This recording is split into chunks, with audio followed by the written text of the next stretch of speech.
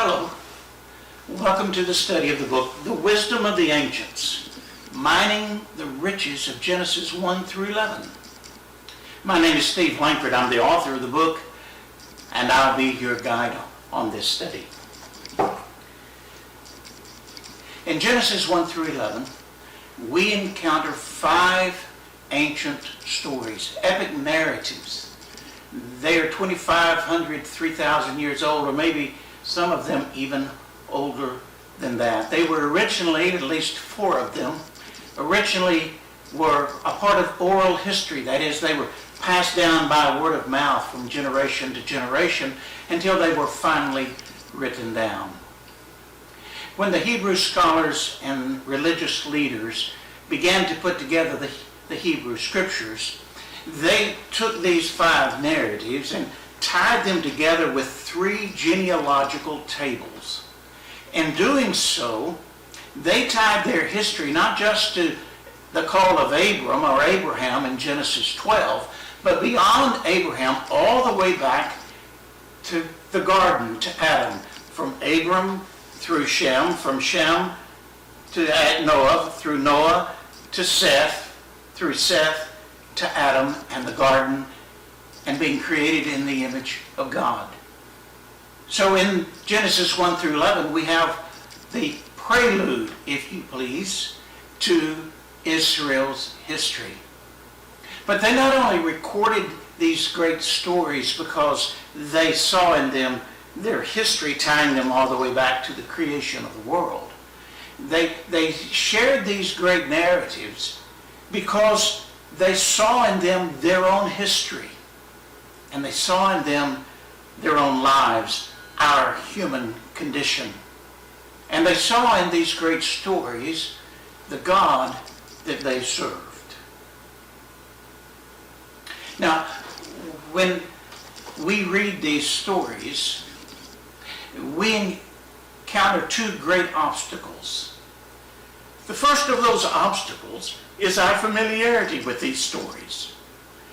Because we are familiar with them, we read them superficially, quickly, thinking we know what they say, and in doing so, we miss what they actually say.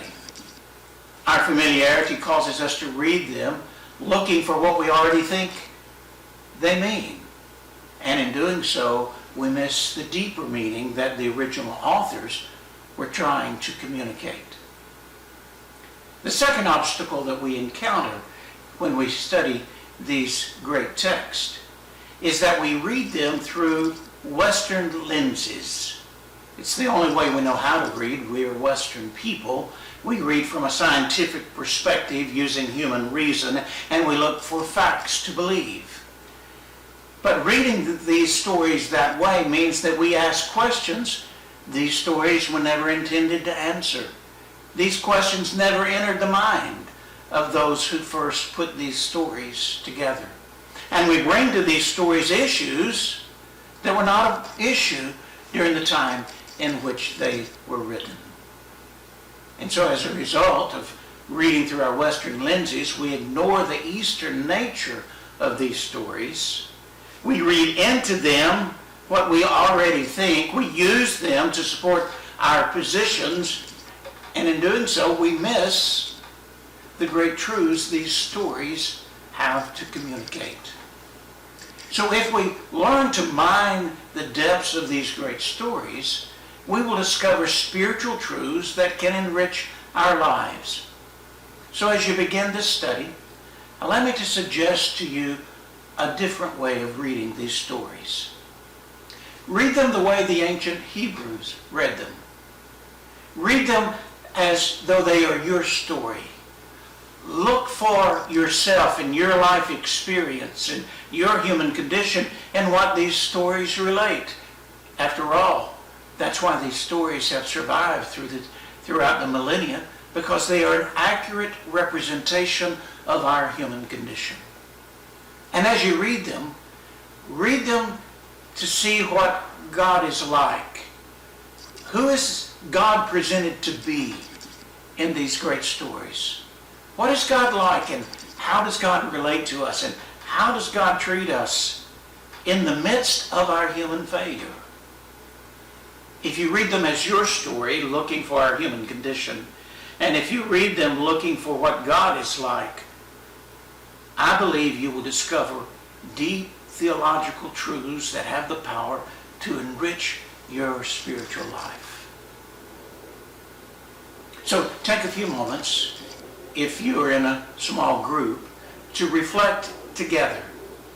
What is it that I've suggested to you, introduced to you, that rings with truth, that touches something deep inside of you, that stirs something inside of you? Share those things together and then pray together. If you're watching this video alone, then take time to reflect and maybe journal your thinking, your reactions, your questions. I would enjoy hearing from you. If you would like, you can communicate with me at Pastor Steve Langford, DMIN@gmail.com. Pastor Steve Langford, DMIN.com. Excuse me. At gmail.com. Well, I look forward to hearing from you, and I trust that your experience in studying these great texts will be enriching for your spiritual journey. And until we meet again, I pray for you God's peace.